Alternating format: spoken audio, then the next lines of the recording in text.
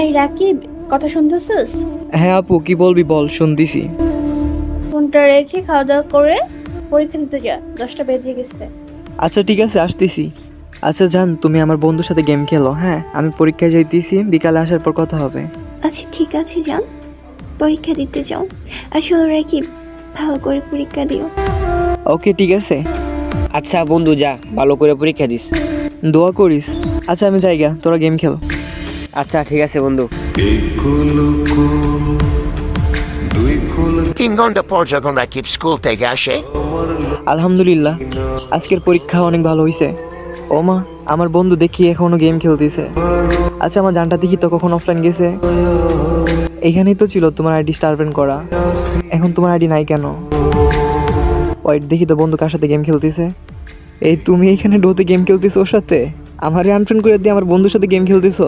আচ্ছা আমি গ্রুপে গিয়ে বুকিং দিয়ে তোমাদের জন্য ওয়েট করি। কি হলো, তুমি রাকিবের গ্রুপে ইনভাইট করছো কেন?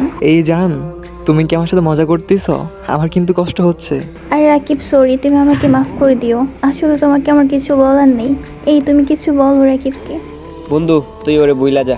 এই কি বলতেছো সেগুলা?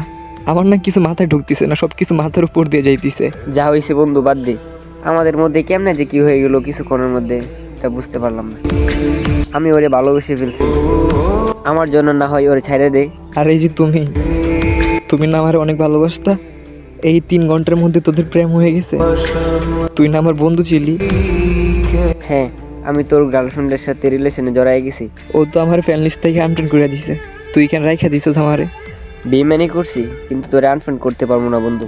খবরদার, এই মুখ দিয়ে আমার তুই কখনো বন্ধু বলে ডাকবি না। তোর মতো বেঈমান কখনো কারো বন্ধু হইতে পারে না। ভালো থাকিস তোরা দুইজন। আল্লাহ হাফিজ। এই যে ভালোবাসার মানুষগুলা, শুধু কি ভিডিও দেখলেই হবে? ফলো করতে হবে।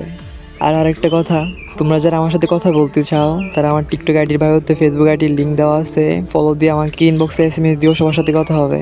আল্লাহ হাফিজ, সবাই ভালো থাকো।